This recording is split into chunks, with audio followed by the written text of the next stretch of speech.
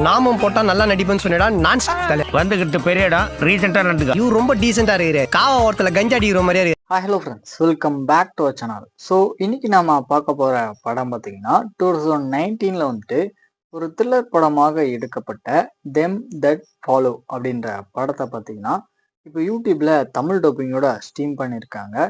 இந்த படத்தோட ரிவ்யூ பத்தி தான் இந்த வீடியோவில் பார்க்க போகிறோம். அதாவது கடவுள் மேலே வச்சிருக்க ஒரு தப்பான நம்பிக்கை மூலிமா நம்ம ஹீரோட லைஃப்ல நடக்கிற சம்பவங்கள்லாம் என்ன அப்படின்ற தீம்ல தான் பாத்தீங்கன்னா இந்த படம் வந்துட்டு நகரும். சரி, படத்தோட கதை அப்படின்னு பாத்தீங்கன்னா நம்ம ஹீரோனை மாறா வந்துட்டு ஊருக்கு ஒதுக்குப்புறமா இருக்கிற ஒரு ஃபாரஸ்ட்ல பாத்தீங்கன்னா இவங்க அப்பாவோட சேர்ந்து வாழ்ந்துட்டு இருக்காங்க.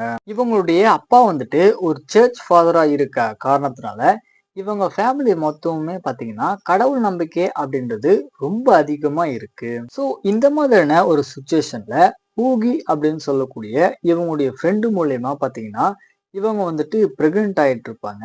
இருந்தாலுமே அந்த விஷயத்த பாத்தீங்கன்னா மறைச்சு கேரட் அப்படின்ற சர்ச்சுக்கு அதிகமா உதவி செய்யற ஒரு நபரை பாத்தீங்கன்னா இவங்க வந்துட்டு மேரேஜ் பண்ணிக்கிறாங்க. ஸோ இதுக்கப்புறம் இவங்களோட லைஃப்ல நடக்கிற சம்பவங்கள்லாம் என்ன, கடைசியா இவங்க யாரு கூட சேர்ந்தாங்க அப்படின்றது தான் இந்த படத்தோட கதையா இருக்கு. ஆக்சுவலா இவங்க படத்துல கடவுள் நம்பிக்கை அப்படின்றது ஒரு இடத்துக்கு மேல போச்சு அப்படின்னா அது என்னமான ஒரு விளைவுகளை தரும் அப்படின்றத இந்த படத்து மூலயமா பாத்தீங்கன்னா நீட்டா சொல்லியிருக்காங்க.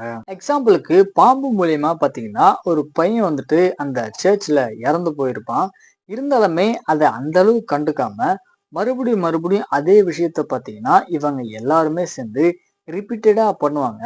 ஸோ அது பாத்தீங்கன்னா ரொம்ப முட்டாள்தனமா இருந்துச்சு. கேரக்டரோட ஆக்டிங் வைஸ் அப்படின்னு பாத்தீங்கன்னா நம்ம ஹீரோயின் வந்துட்டு ஒரு நல்ல பர்ஃபார்மன்ஸா கொடுத்துருக்காங்க.